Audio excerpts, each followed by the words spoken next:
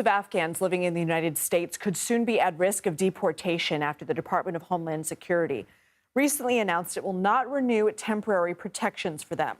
Temporary protected status is granted to people whose home countries are experiencing war, natural disasters, or other dangerous events. They're shielded from deportation and allowed to work legally for 18 months. People fleeing Afghanistan were first deemed eligible for this designation under President Biden in 2022, a year after the U.S. military withdrew from the country. Biden then extended those protections in 2023, citing the ongoing danger following the Taliban's takeover. Well, as of September of 2024, more than 9,600 Afghans were in the U.S. covered by temporary protected status. According to a spokesperson for the Department of Homeland Security, Secretary Kristi Noem determined the conditions in Afghanistan no longer meet the requirements for TPS designation, temporary protected status. Maggie Feldman-Piltch joins us now. She's the CEO of Unicorn Strategies, a professional services organization focused on building diversity in national security and defense. Maggie, tell us more about these people who have sought protected status, why they fled Afghanistan, why they needed that status. Thanks so much for having me on and talking about this today, Lindsay. This is, of course, an important issue, not just for the Afghans, now many Afghan Americans who are here in the US, but has some real implications for Americans who are already here or born and raised here.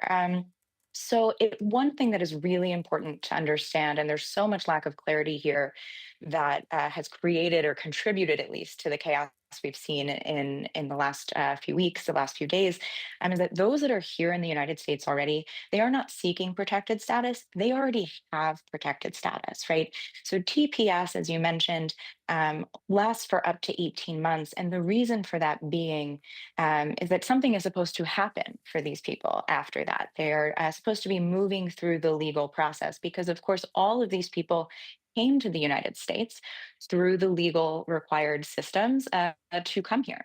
And that's really important to remember here. So there is a process in place, they have followed it, and now that process is no longer being followed and they are stuck in limbo. How has life in Afghanistan changed since the Taliban took over? What could they face if they're deported?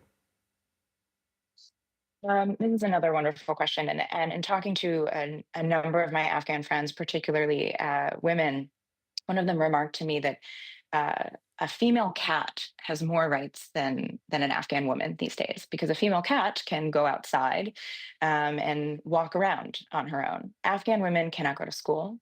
They cannot be outside on their own uncovered.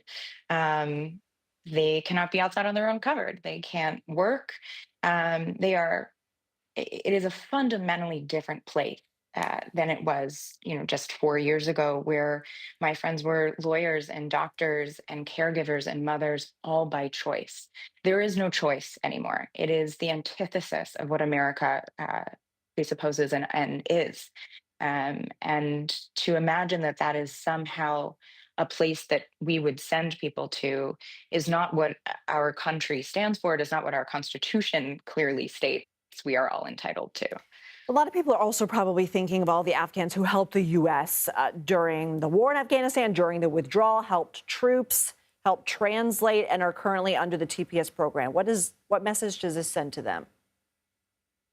I mean, this sends a really terrible would be an understatement, right? This is an absolute betrayal. And I think it's also important to understand that, yes, many of these Afghans, many of my friends helped the United States fight the Taliban, but we were also helping them fight the Taliban. Afghans were fighting for their own freedom and democracy before the United States and NATO arrived, and many, in fact, continue to do so now. And the message we are sending to Afghans that are in the United States now, those that are waiting still hopefully to come here, including many members of U.S. service members' families, is that America can't be trusted. And that's going to have real implications for us as a country from a moral perspective, of course, but from a national security perspective, from an economic perspective. And we're going to feel those impacts at home. Maggie Feldman-Piltch, thank you for your time. Thanks for having me, Lindsay.